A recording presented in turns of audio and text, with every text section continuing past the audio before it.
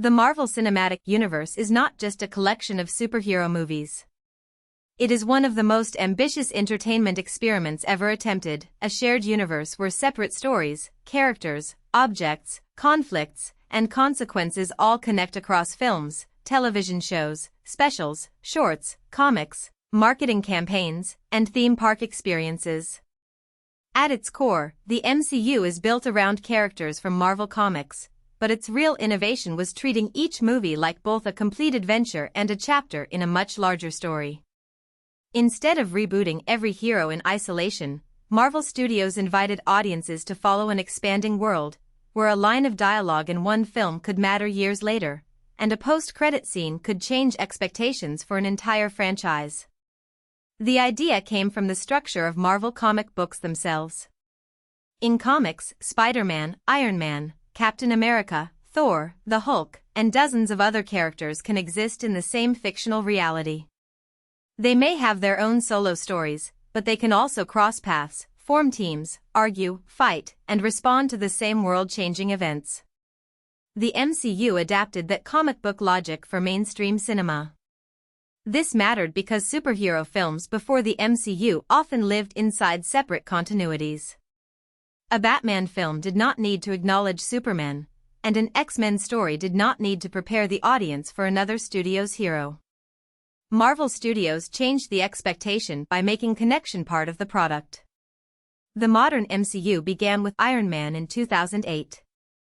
On the surface, it was the origin story of Tony Stark, a billionaire weapons manufacturer who becomes a technological superhero after being forced to confront the damage caused by his own inventions. But behind the scenes, Iron Man was also a test case for a larger model.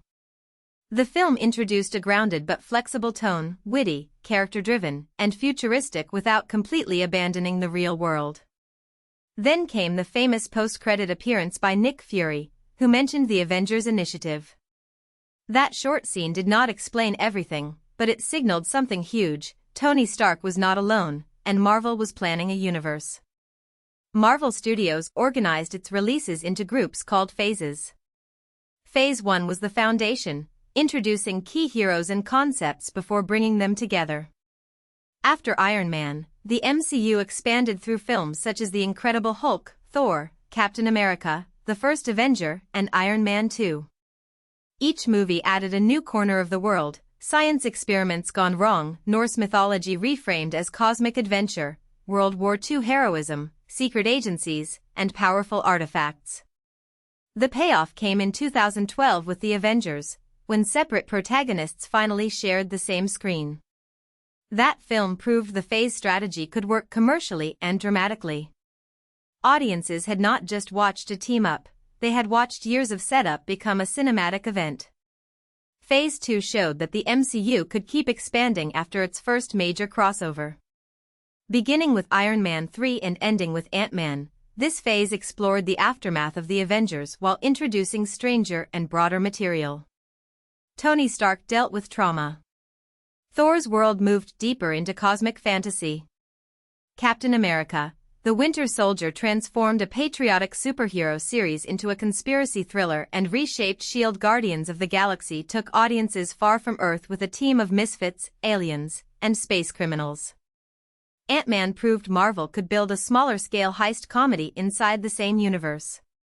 Phase 2 was important because it showed the MCU was not locked into one genre or one tone. Phase 3 pushed the shared universe model to its first major climax. It began with Captain America: Civil War, a film that turned accumulated history into conflict. The heroes were not fighting because of a random misunderstanding. They were divided by the consequences of past battles, civilian casualties, political oversight, and personal trauma.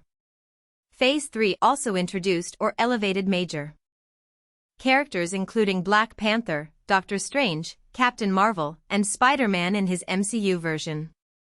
The phase ended with Spider-Man: Far From Home, but its emotional center was Avengers: Infinity War and Avengers: Endgame. Together, those films concluded what Marvel later called the Infinity Saga, a long-form story built around the Infinity Stones and the threat of Thanos. The Infinity Saga became a landmark because it turned continuity into emotional weight. By the time Thanos arrived as the central villain, viewers had spent years with the heroes who opposed him. The loss at the end of Infinity War shocked audiences not only because characters disappeared, but because those characters represented entire franchises and relationships. Endgame then functioned as a finale, a time travel capstone, and a farewell to several founding figures. The film's impact came from accumulation. Tony Stark's sacrifice meant more because it echoed the selfish man introduced in 2008. Steve Rogers' ending mattered because audiences had followed his displacement, loyalty, and longing. The MCU had made serialized storytelling feel massive on a theatrical scale. After Endgame, the MCU entered a new era known as the multiverse saga. This included Phase 4, Phase 5, and Phase 6. Phase 4 began with Black Widow in theaters and WandaVision on Disney+, marking a major shift. Marvel Studios was now producing its own streaming series as part of the central universe. WandaVision used the language of television sitcoms to explore grief and power. Other Disney Plus series developed characters like Loki, Sam Wilson, Bucky Barnes, Hawkeye, Ms. Marvel, and She-Hulk. The films also widened the universe with projects like Shang-Chi, Eternals, Doctor Strange in the Multiverse of Madness, Thor, Love and Thunder, and Black Panther, Wakanda Forever. The MCU was no longer just expanding outward, it was multiplying realities. The move into television changed the experience of following Marvel. Earlier, Marvel Television had already expanded the brand through shows such as Agents of S.H.I.E.L.D. on ABC, along with streaming and cable projects on platforms like Netflix, Hulu, and Freeform. But Disney Plus made television more central to Marvel Studios' own storytelling plan. Series could spend more time with secondary characters, experiment with format, and set up ideas that films might later use. Special presentations, starting with Werewolf by Night, added another format, shorter, self-contained stories that could explore unusual tones. This expansion gave fans more Marvel than ever, but it also made the universe more complicated to follow. That complexity became one of the biggest challenges of the post-Endgame MCU. The Infinity Saga succeeded partly because its direction felt relatively clear: introduce heroes, unite them, build toward Thanos, and resolve the Infinity Stones storyline. The Multiverse Saga has been more diffuse. It includes alternate timelines, variants, cosmic threats, street-level stories, magical conflicts, political consequences, and new generations of heroes. Some projects performed below expectations compared with earlier MCU hits, and critics and audiences sometimes pointed to uneven quality and franchise fatigue. Marvel Studios itself has acknowledged that the rapid increase in content after Endgame contributed to the problem. By 2024, the studio began reducing output to refocus attention and quality. Still, the MCU's commercial success is extraordinary. It became one of the highest-grossing media franchises in history and changed how studios think about intellectual property. Its influence can be seen in other attempts to create shared universes, where films and series are designed to connect from the beginning rather than stand alone. But the MCU also showed how difficult that model is to maintain. A shared universe requires planning, but too much planning can make individual stories feel like advertisements for future chapters. It requires continuity, but too much continuity can become a barrier for casual viewers. Marvel's achievement was balancing accessibility and interconnection for a surprisingly long time. Beyond movies and shows, the MCU became a full entertainment ecosystem. It inspired tie-in comics, short films known as Marvel One-Shots, viral marketing like WHIH Newsfront and the Daily Bugle, themed attractions, art exhibits, television specials, books, video games, and commercials. This matters because the MCU is not just a narrative universe, it is a brand universe. Fans can engage with it in theaters, at home, online, in parks, and through merchandise. That reach is part of why the franchise became so culturally dominant.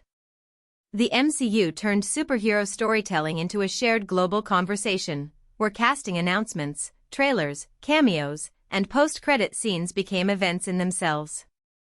The story of the Marvel Cinematic Universe is ultimately the story of scale, how a risky Iron Man movie grew into a multi-phase saga, how individual heroes became a connected mythology, and how a studio transformed comic book continuity into mainstream blockbuster language. Its future depends on whether Marvel can restore the sense of momentum that made earlier phases feel essential while still allowing new characters and formats to breathe. Phase 6, including the Fantastic Four, First Steps and the road toward Avengers, Secret Wars, is positioned as the next major test. Whether the MCU rises again to endgame-level dominance or settles into a different rhythm, its impact on modern entertainment is already undeniable. If you found this helpful, please like this video and subscribe for more explainers.